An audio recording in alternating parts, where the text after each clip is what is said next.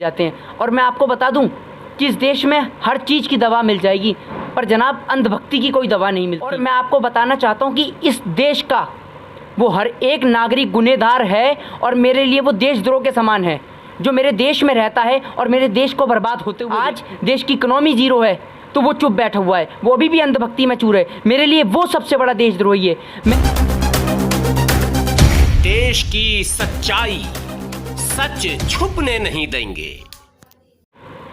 मोहित जी, इस समय शाहीन बाग को लेकर जी फिर से चर्चा जोरों पर है कि शाहीन बाग में दोबारा वहाँ की महिलाएं CA NRC के विरोध में धरने पर बैठना चाह रही थी या चाह रही हैं। इस तरह के अफवाह फैलाए गए हैं और टीवी चैनलों पर भी इस पर डिबेट हो रहा है। आपका क्या मानना है कि ये धरना क्या संभावित है, हो सकता है? देखिए, पहले तो मैं आपको बताना चाहता हूँ कि चर्चा आपने कहा जोर शोरों पर है, समझ रहे हैं? तो चर्चा को जो जोर शोर पे लाता है वो लाती है इस देश की मीडिया। मीडिया ने पहले एक ट्रेंड जारी करा था जिसका सबसे पहले नाम था कोरोना वायरस, ठीक है। अब आप ये देखिए कि जिस टाइम पे लॉकडाउन करना चाहिए था, जिस टाइम पे केसेस कम थे, उस टाइम पे इन्होंने लॉकडाउन कर दिया, ठीक है। अब केसेस जब बढ़ गए हैं तो लॉकडाउन खोल दिया, ठीक है। और अब आप देखिए कि मीडिया ट्रेंड नहीं दिखा रही है कोरोना का, तो ट्रेंड ख़त्म हो गया है। तो जो इस देश के अंदर जो मौजूदा मुद्दे हैं उनसे ध्यान भटकाने के लिए देश की सरकार और देश की दलाल मीडिया इस तरीके के मुद्दों को लेकर आती है। और अब आपने बात करी CA और NRC की बात, तो शायद आपको ना पता हो लेकिन मुझे बखूबी पता है कि दिल्ली के बाद अब बिहार का इलेक्शन करीब है। जिस तरीके से मौजूदा central government Bharatiya Janata party ने इस मुद्दे को खूब ज़ोर शोरों से उठाया था, जिस तरीके से आपने देखा कि अगर यूपी का इलेक्शन था तो इन्होंने यूपी में गौ माता के नाम पे वोट लिया, फिर उसके बाद कभी मॉब लिंचिंग के नाम पे, कभी हिंदू मुस्लिम के नाम पे, तो फिर उसके बाद आया दिल्ली इलेक्शन। दिल्ली इलेक्शन के अंदर इन्होंने CA और NRC का मुद्दा बहुत ही ज़ोरों शोर से उठाया।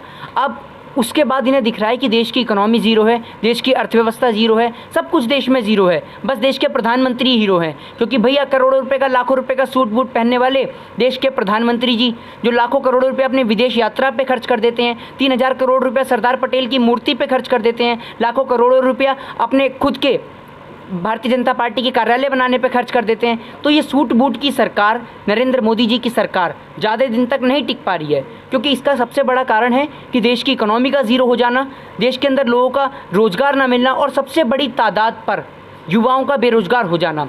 जिस तरीके से एटलस की कंपनी बंद हो जाती है, जिस तरीके से आपने देखा कि और भी तमाम कंपनियां बंद हो जाती हैं, लेकिन बाबर रामदेव की कंपनी पतंजलि खूब ज़ोर शोर से चलती है, मुकेश अंबानी की कंपनी ज़ोर शोर से चलती है, अडानी की कंपनी ज़ोर शोर से चलती है, क्योंकि ये लोग सत्ता की दलाली करते हैं। और जिस तरीके से आपने देखा कि अभी कुछ दिनों पहले बात चल रही थी कि नीरव मोदी जी को लेके आया जाएगा, मुझे तो ये समझ में नहीं आ रहा कि नीरव मोदी जी कैसे आएंगे और कब आएंगे। शायद मुझे लगता है कि लॉकडाउन हो गया तो नीरव मोदी जी पैदल पैदल आ रहे होंगे, क्योंकि लॉकडाउन हो चुका है। जिस तरीके से आपने देखा कि लॉकडाउन है तो गाड़ी की सुविधा बंद है, तो नीरव मोदी मेरे ख्याल से पैदल पैदल आ रहे हैं। तो मेरे ख्याल से 2-4 साल में तो आ ही जाएंगे नीरव मोदी जी, जब तक भाजपा का कार्यकाल पूरा होगा। तो देश की जनता को पागल और गुमराह बनाने के लिए बहुत सारे ट्रेंड जारी किए जाते हैं। और मैं आपको बता दूँ कि इस देश में हर चीज़ की दवा मिल जाएगी, पर जनाब अंधभक्ति की कोई दवा नहीं मिलती। और मैं आपको बताना चाहता हूँ कि इस देश का वो हर एक नागरिक गुनहगार है और मेरे लिए वो देशद्रोह के समान है, जो मेरे देश में रहता है और मेरे देश को बर्बाद होते हुए देख रहा है। आज देश की इकोनॉमी ज़ीरो है तो वो चुप बैठा हुआ है, वो अभी भी अंधभक्ति में चूर है। मेरे लिए वो सबसे बड़ा देशद्रोही है। मैं और तमाम लोग जो इस वीडियो को देख रहे हैं, मैं उनसे भी कहना चाहता हूँ कि आपका फ़र्ज़ बनता है, आप इस देश के जागरूक नागरिक हैं। आपके पिताजी ने, आपके दादाजी ने इस देश को आज़ाद कराने के खातिर अपना लहू बहाया है। इस देश के अंदर आपका लहू शामिल है और आपका फ़र्ज़ बनता है कि आप इस देश को बचाएं, पर आप अंधभक्ति में चूर हैं। आप एक बात बताइए, आप हिंदू की बात करते हैं, आप एक बात बताइए, कुलदीप सिंह सेंगर ने जिस बहन जिस बेटी के साथ में बलात्कार करा वो भी हिंदू थी। कश्मीरी पंडित जिनको निकाला गया कश्मीर से बाहर वो भी हिंदू थे। भाजपा ने इन सभी के नाम पे वोट तो ले लिया, लेकिन आज तक उन लोगों के हित के लिए कोई बात नहीं सोची। अब आप एक बात बताइए कि जब आप लोग हिंदू होकर ये लोग आपका साथ नहीं दे रही, तो आप ऐसी सरकार का साथ क्यों देते हैं?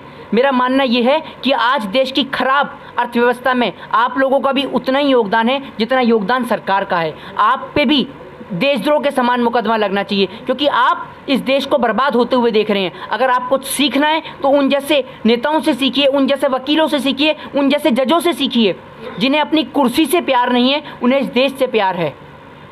हालांकि जजमेंट भी इस देश के अंदर बिकने लगे हैं और भारतीय जनता पार्टी जजमेंट भी खरीदने लगी है, पर मैं आपको बताना चाहता हूं कि हम इस देश को बेकार नहीं होने देंगे। जिस तरीके से हमने 1947 के अंदर इस देश से अंग्रेज़ों को खदेड़ा, तो अब हमें एक बार फिर पुनः इस देश से अंग्रेज़ों की नाजायद औलादों को खदेड़ना है। और मैं आपको बता देना चाहता हूँ मोदी जी, जब हम इस देश से अंग्रेज़ों को खदेड़ सकते हैं तो आप जैसों की तो औकात ही क्या है।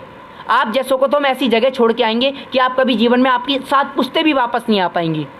अच्छा मोहित जी, ये एक बात और बता दीजिए कि सीए एनआरसी को लेकर यदि दोबारा आंदोलन होता है, जो कि लॉकडाउन के कारण वो आंदोलन रुक गया था, लेकिन मुद्दे अब तक जस के तस हैं, तो इस पर आपका क्या नज़रिया होगा? क्या जो लोग आंदोलनकारी हैं वो संविधान विरोधी हैं या संविधान समर्थक हैं? आपकी दृष्टि में क्या है? देखिए, पहली बात तो ये कि जिस तरीके से इस देश की सरकार अपनी सरकार का गलत और नाजायज़ फ़ायदा उठा रही है, हमारे देश का संविधान, हमारे देश का कानून हमें पूर्ण रूप से आज़ादी देता है अपनी बातों को रखने की और अपनी बातों को सरकार तक पहुंचाने की। लेकिन जिस तरीके से बार बार पुलिस बर्बरता करती है, कभी लाठी चार्ज करती है महिलाओं के ऊपर, कभी बच्चों के ऊपर, तो ये बहुत ही शर्मसार बात है। और आपने बात करी CA-NRC प्रोटेस्ट की, तो मैं आपको बताना चाहता हूँ कि मेरा जो लड़ाई है वो लड़ाई CA-NRC को लेकर नहीं, मेरी लड़ाई है देश के संविधान को लेकर, क्योंकि CA-NRC सरासर उल्लंघन करता है हमारे देश के संविधान का, आर्टिकल 14, आर्टिकल 15 का।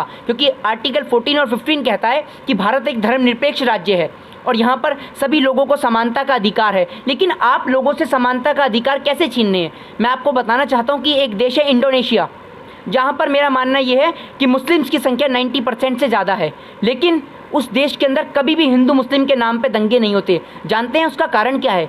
उसका कारण ये है कि उस देश के अंदर ना भाजपा है ना RSS है, और जिस देश के अंदर भाजपा और RSS के लोग होंगे, उस देश के अंदर अपने आप धर्म के नाम पर, जाति के नाम पर दंगे होंगे। मैं आपको बताना चाहता हूँ कि मेरा देश की खूबसूरती है कि यहाँ पर दिवाली की भी रौनक देखने को मिलती है और रमज़ान की भी रौनक देखने को मिलती है। तो हमें इस रौनक को कायम रखने का काम करना है, ना कि ख़त्म रखने का काम करना है।